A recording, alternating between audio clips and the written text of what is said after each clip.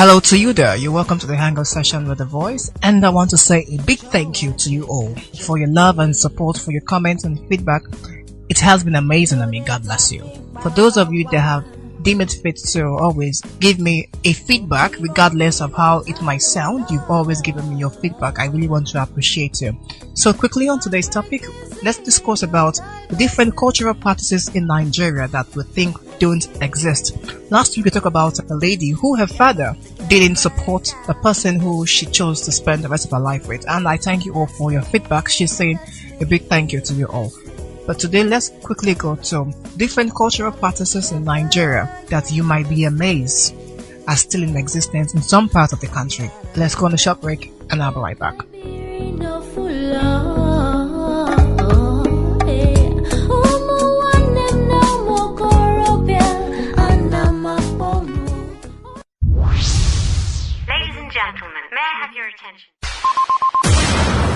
Do you know that 1 in 4 women have been raped or sexually assaulted at some point? Roughly 1 person every 40 seconds commits suicide while poverty, starvation, drug abuse, domestic violence, molestation, and cybercrime is daily on the increase. According to the United Nations, hundreds of thousands are being trafficked each year. This brings the question, where is our empathy as humans? Our social decency is being judged. This is what? Let's learn to speak up so we can fight against this menace in our society. Let's join hands together to achieve safety for us and our loved ones. Together, we can stop these social vices.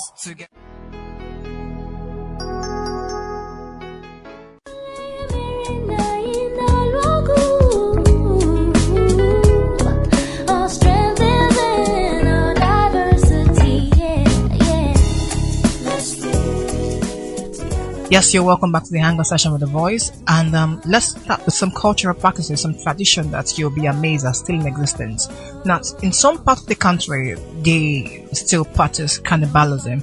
That's people still eat their fellow human beings in some part of Nigeria, and you'll be surprised that this thing still happens in today Nigeria.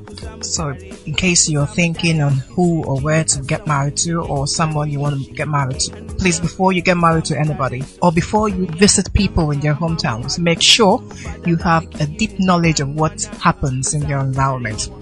And don't be surprised that some part of Nigeria still practice human sacrifices. The ancient gods are still powerful in some part of Nigeria, where human sacrifices are required for sacrifice to appease one of these gods or the others. So you have to be very careful of who you go to, where you go to, and who you mingle with. And don't be surprised that this Nigeria, some parts of this country still are involved in ritual killings, where you have people using other people for some sort of rituals, and this is appalling. It's happening now, 21st century Nigeria. These things still happen. So if you're a stranger, you should at least think it twice before you go, or if you're not going to think it through, please make your research before you go in visiting people in places you're not aware of. And don't be surprised that we still have cultism in Nigeria. Yeah, it is rampant and it has become one of the dreaded cultures in most cities in Nigeria. Don't be surprised that the members who are involved in this act are people who are very influential in society. And this is not something that you can run away from. It's something that is happening. And we should be very careful, very, very careful of our movement. And also, in some part of Nigeria, we still practice slavery. Yes, the end of the ancient slavery, where the blacks were subjected to labor, has come and gone. It has been replaced with the modern slavery, which seems to be worsened by the previous. Ladies are sold out to other countries for prostitution and other ill vices. Kids are kidnapped and taken to farm to work, and child trafficking has equally made it a lucrative business. So let's be very careful on who you send your children to visit, on where they go to, and who they spend time with. Also, we have cultural practices such as little witches from Akwa Ibom State. You would come to hear that some kids are witches who cause misfortune to their families and their loved ones.